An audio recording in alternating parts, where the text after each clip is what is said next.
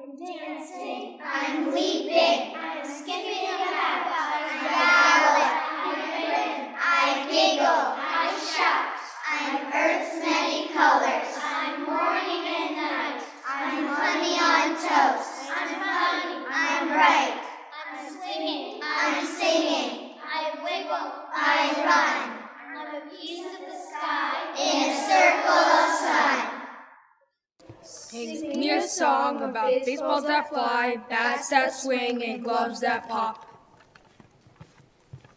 Sing me a song, a beautiful song, one that makes the birds chirp. Sing me a song of llamas, ostriches, sunflowers, and old town roads. Sing me a song of skies in the sky and sparkling waters with beaches alongside. Sing me a song about cats and hats, about dogs and logs, about no one and someone.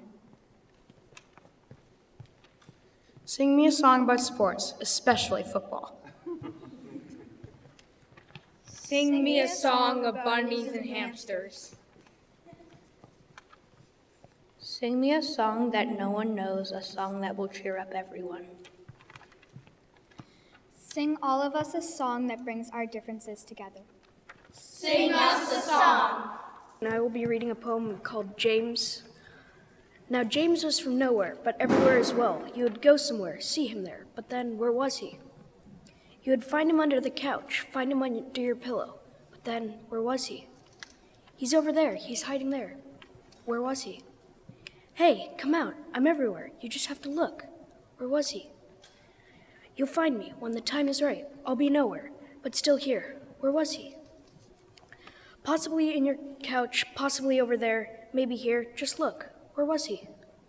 Where's here? Where's there? Where was he? Wait, what happened to color? I'll be reading a poem called Orange. Orange, a freshly picked tangerine.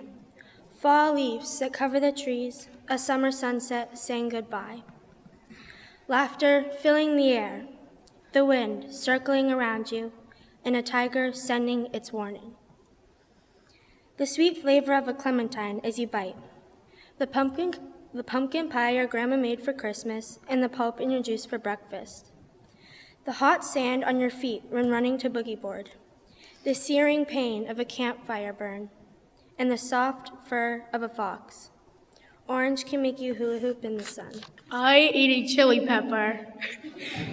I ate a chili pepper on a lunchtime dare. Sandy said I'd burn my mouth, but I didn't care. I ate that chili pepper, left not one seed to waste, and won that truly silly bet, but lost my sense of taste. Listen to the mustn'ts, child. Listen to the don'ts. Listen to the shouldn'ts, the impossibles, the won'ts. Listen to the never-haves, then listen close to me. Anything can happen, child. Anything can be. September 1918 by Amy Lowell. This afternoon was the color of water falling through sunlight. The trees glittered with the tumbling of leaves.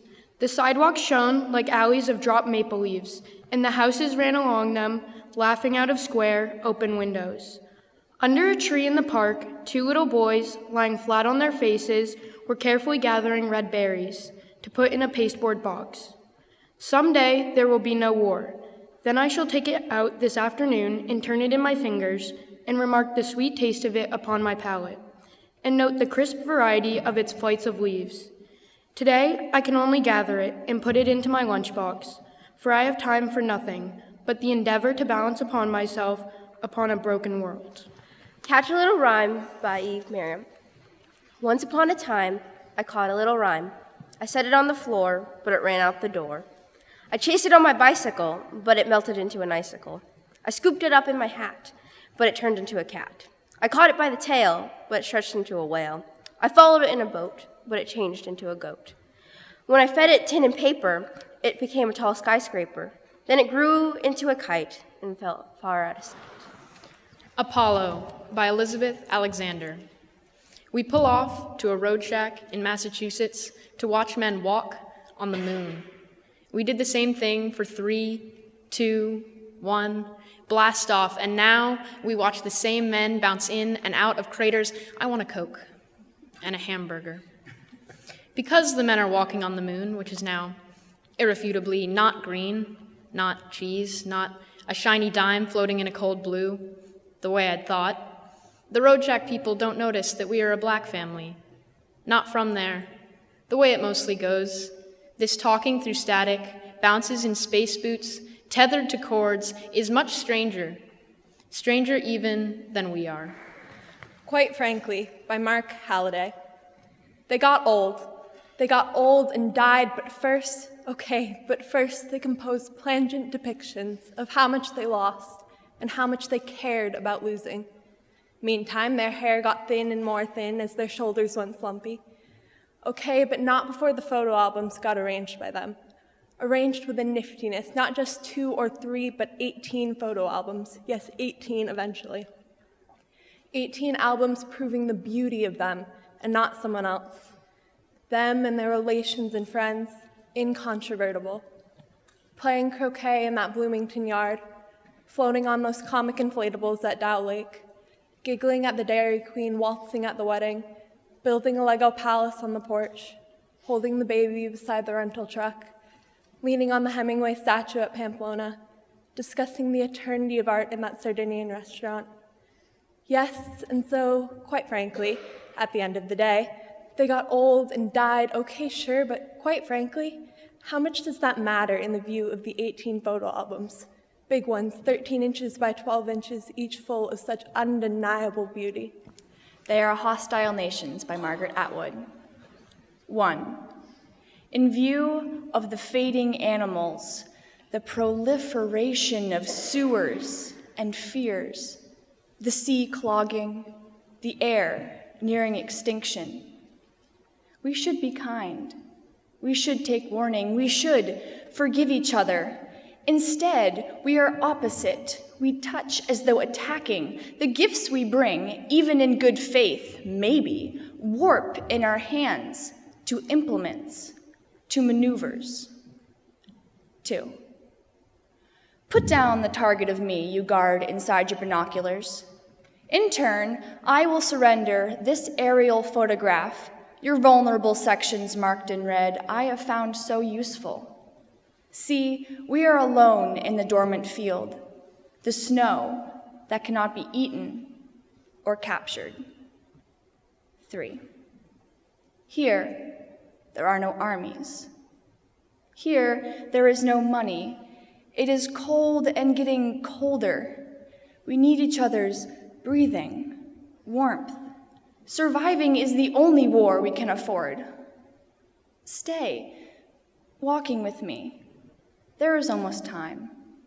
If we can only make it as far as the possibly last summer. Mingus at the Showplace by William Matthews. I was miserable, of course, for I was 17. And so I swung into action and wrote a poem. And it was miserable, for that was how I thought poetry worked. You digested experience in chat literature. It was 1960 at the Showplace, long since defunct, on West 4th Street, and I sat at the bar, casting beer money from a thin reel of ones that kin the city, big ears like a puppy. And I knew Mingus was a genius. I knew 2 other things, but they were wrong as it happened. So I made him look at the poem. There's a lot of that going around, he said, and sweet baby Jesus, he was right. He laughed amiably. He didn't look as if he thought bad poems were dangerous the way some poets do. If they were baseball executives, they'd plot to destroy sandlots everywhere so that the game could be saved from children.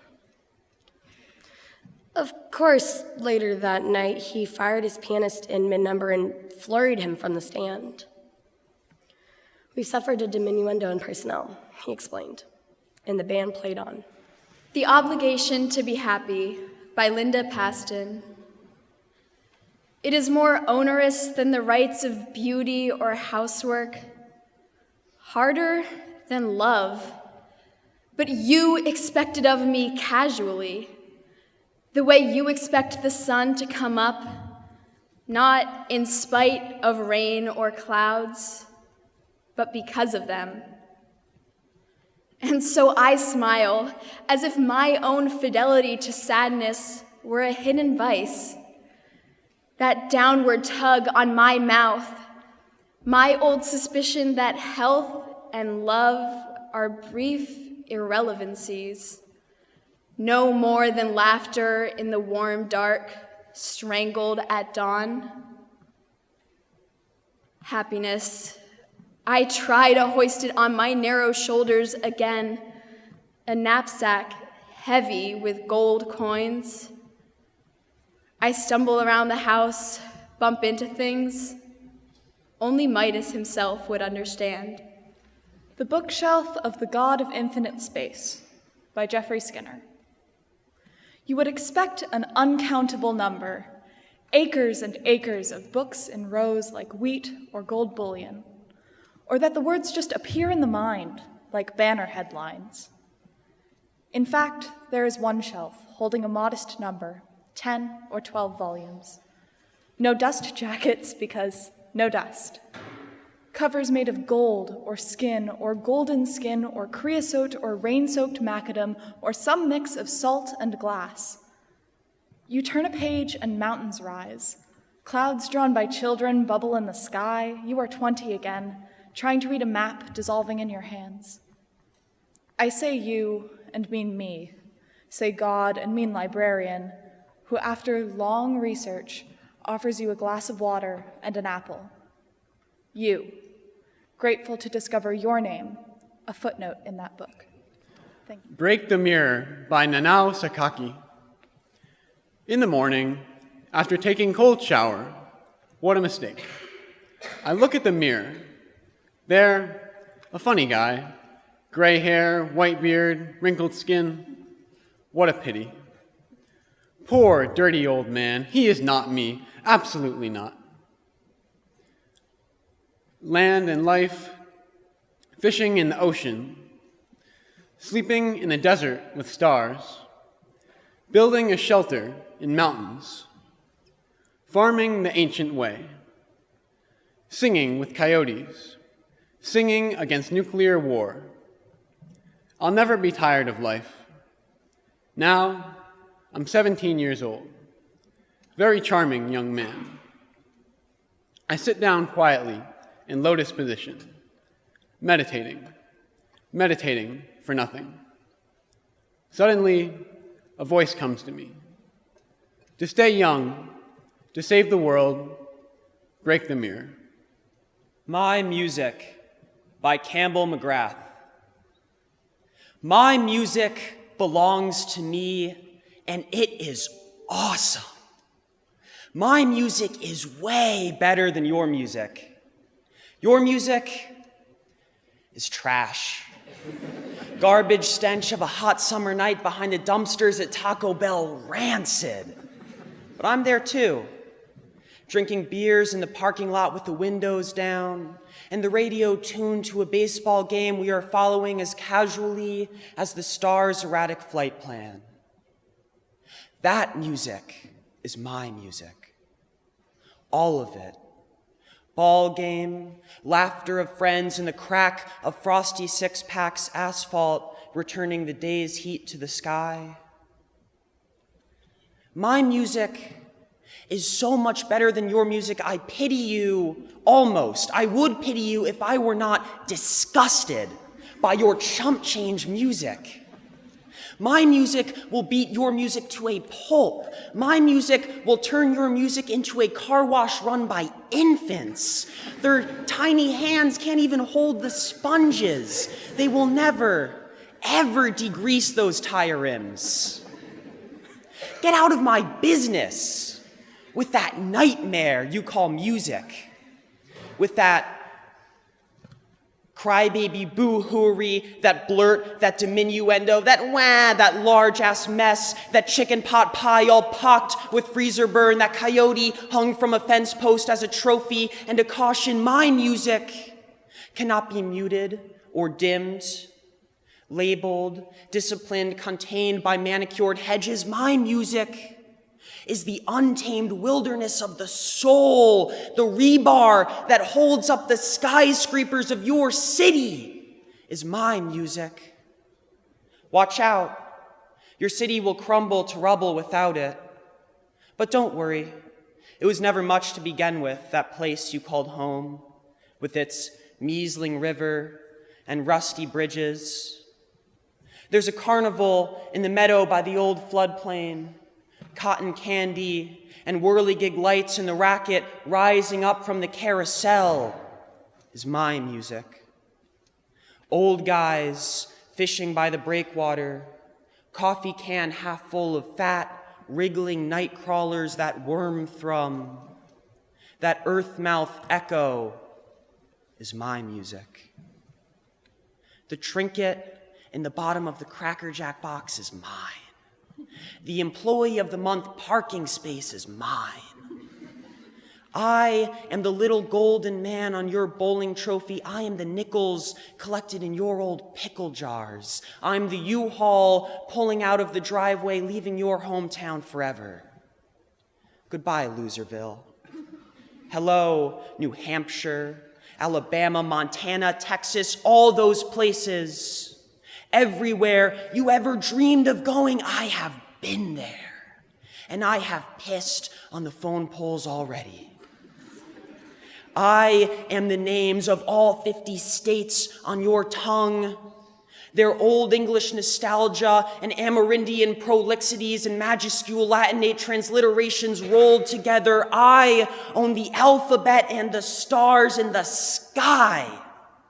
I own the pigeons sleeping under the overpasses and the shadows of pine trees and the corn husks in a bag on the porch and the ants on the bottles of barbecue sauce, ants all over the cupcakes and watermelon wedges, big black carpenter ants, and raspberry crazy ants, and the almost invisible warp speed ants like cartoon swashbucklers of the microsphere.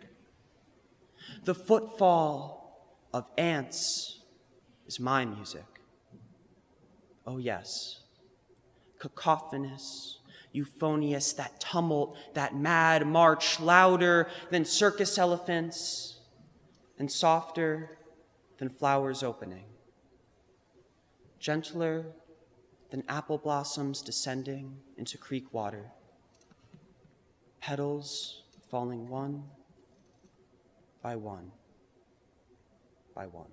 It's called Uncried Tears. Imagine teardrops left uncried from pain trapped inside, waiting to escape through the windows of your eyes. Why won't you let us out? The tears question the conscience. Relinquish your fears and doubts and heal yourself in the process. The conscience tells the tears, I know you really want me to cry, but if I release you from bondage, in gaining your freedom you die. The tears gave it some thought before giving the conscience an answer. If crying brings you to triumph, then dying's not such a disaster. A Bird Came Down the Walk by Emily Dickinson. A bird came down the walk. He did not know I saw. He bit an angleworm in half and ate the fellow raw. And then he drank a dew from a convenient grass and then hopped sidewise to the wall to let a beetle pass. He glanced with rapid eyes that hurried all abroad. And they looked like frightened beads, I thought. He stirred his velvet head like one in danger cautious. I offered him a crumb, and he unrolled his feathers and rode him softer home. Then oars divide the ocean to silver for a seam, or butterflies off banks of noon leap plashless as they swim. So there you have it. Poetry is alive and well at NYA. One more round of applause for all of our presenters.